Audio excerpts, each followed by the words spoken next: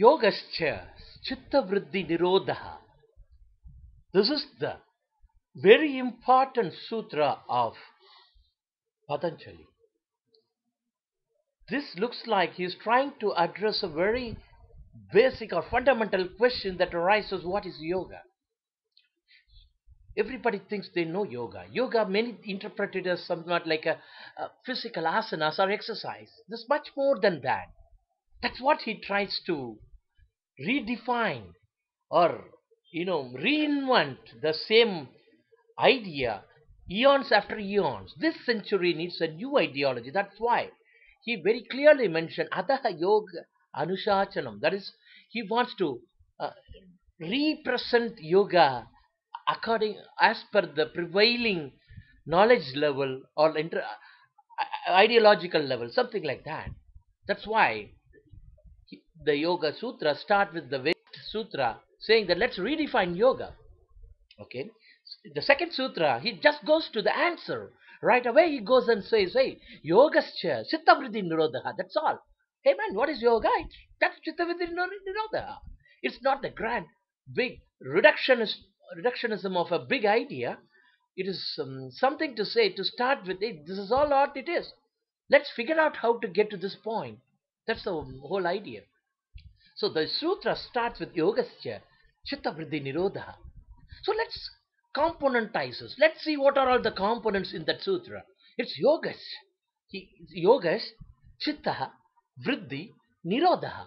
These just four words.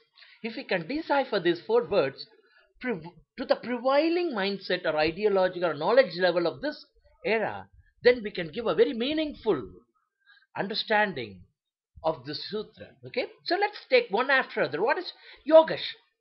Yogash is he's trying to redefine yoga or give a new definition to it. So yogash is he may be starting off with yoga means. The definition of yoga is what is yoga? So he's answering yoga means. Yogash, that's it. Okay, what is yogash? Yogash is chitta. Chitta. What is chitta? Chitta can be very loosely talked as mental or mind, brain, and all. But when you have to address this chitta question right with the neuroscientific perspective. Okay, so chitta means it constitutes all three brain influences. We have three brains. How many can correlate with this idea? This is what is truth. We have that reptilian brain. That is the brainstem. This we got this when we are like reptiles. Now we are evolved human beings. Then we have the emotional area that's called hypothalamus. That's called the emotional brain. And finally, what makes us unique as a human is the frontal cortex. This is the logical area of the brain where we think. Okay, medulla oblongata is the physical brain where you can do the movements with respect to your leg, eyes, okay, hands, all those things. You walk, the stability factor, all those things is from this physical part, or you can call it the medulla oblongata. Okay, so we got the three major areas. That is instinctual brain, which is called the reptilian brain, which is responsible for you feel eating, you want to eat. This, for an example, then this gets escalated into the emotional area. Hey, how do you want to eat? You want to eat what you like, not whatever you have at hand. You hate something and you like something, so you hold on to what you like, you eat what you like. That's emotional brain. But where does we human differ from the emotional area? We say, hey, what we rather eating what we like, we start eating what is healthy, what is good for us.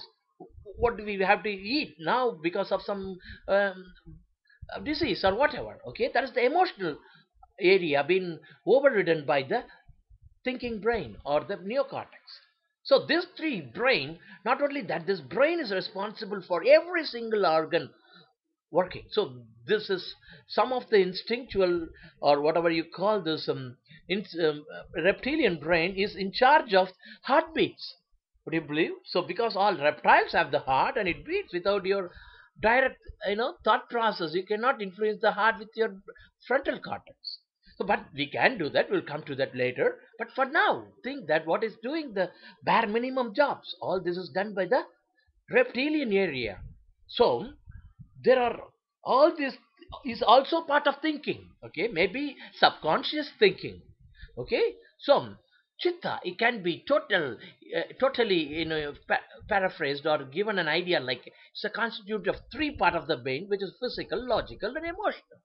Okay, so or instinctual, logical, and emotional, whatever. Okay, so chitta cannot be loosely termed as brain. It is the total thinking process of the entire physiological system of ours.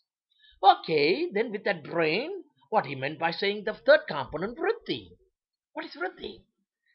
Very essentially, you should think everything is a thought process. Then, whatever, when you see a food, you want to eat. Vritti. Hey, you want to eat, then you say you like it or hate it. That's another kind of vritti. I mean, vritti goes on, and your logical brain comes in some says, no, that brings you diabetes. You cannot eat that.